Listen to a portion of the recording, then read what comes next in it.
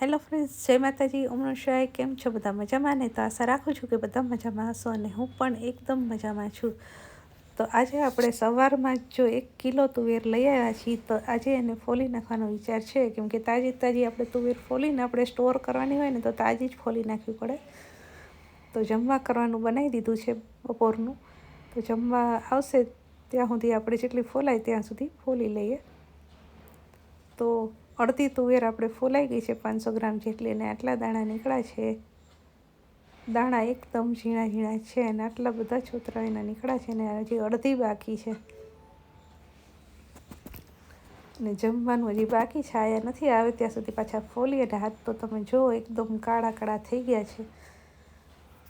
અને જમીન કરીને કામ પતાવીને પાછી બેસી ગઈ હતી, તો સાંજના 6 ને 5 થઈ ગઈ છે ને ફોલતા ફોલતા. ને તમે જોઈ શકો છો કે આટલી આપણે કિલોમાંથી નીકળી. અને તમને બતાવો કે એમાં છોતરા કેટલા બધા નીકળ્યા. તો જો આ એકદમ ઢગલો થઈ ગયો છે. આ છોતરા છે ને આ દાણા એના. તો આટલા જ દાણા નીકળ્યા. અને સડેલી બહુ બધી નીકળી. અને કૂણી એકદમ નીકળી ને એટલે એને સ્ટોર ના કરી શકાય. એટલે હવે આ વાપરી નાખીશું અને બીજી લાવીને કરશું. તો સાંજ પડી ગઈ છે. હાથ પગ મોઢું ધોઈને માથું વાથું ઓળીશું. અને પછી જો આજે બનાવવાના છે મૂઠિયા. તો હજી તો મેથી પણ સાફ કરવાની છે. અને અહીંયા જો ભગવાનનું મંદિરે ખોલવાનો ટાઈમ નથી રહ્યો, 6 વાગ્યા. તો પેલા મંદિર ખોલી નાખીશું. પછી હાથ ને બધું ધોઈને પછી મૂઠિયાની તૈયારી કરીએ. જો ભાજી આપણે સરસ મજાની અહીંયા સાફ કરીને કટ કરી લીધી છે. હવે આપણે એને 2 પાણી ધોઈ નાખીશું.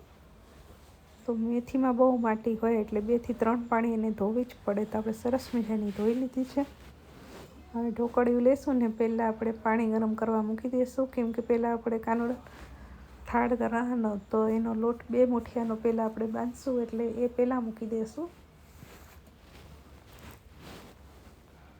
તો અહીંયા આપણે લોટનો ડબ્બો લઈ લીધો છે અને એમાં આપણે હાંડવા ઢોકળાનો લોટ થોડોક ઉમેરીશું, જેનાથી આપણા મૂઠિયા મસ્ત ટેસ્ટી બને. અને પછી બધા મસાલા કરીને આપણે લોટ સરસ મજાનો બાંધી લેશું. અને પહેલાં તો આપણે ભગવાનના બનાવી લેશું. અને એમના ચડી જાય ત્યાં સુધીમાં પછી આપણે અમારો બધાનો લોટ બાંધી લેશું. તો મેં મૂઠિયા બનાવ્યા ને પછીનો વિડીયો પછી મેં શૂટ કરવો જ ભૂલી ગઈ, એટલે બહુ વધારે ક્લિપ નથી, બસ આટલી જ છે અહીંયા. તો ચલો આજના બ્લોગને અહીંયા જ એન્ડ કરીશું. ફરી મળશું નેક્સ્ટ બ્લોગમાં. ત્યાંથી જય માતાજી, ઓમ નમઃ શિવાય, બાય બાય.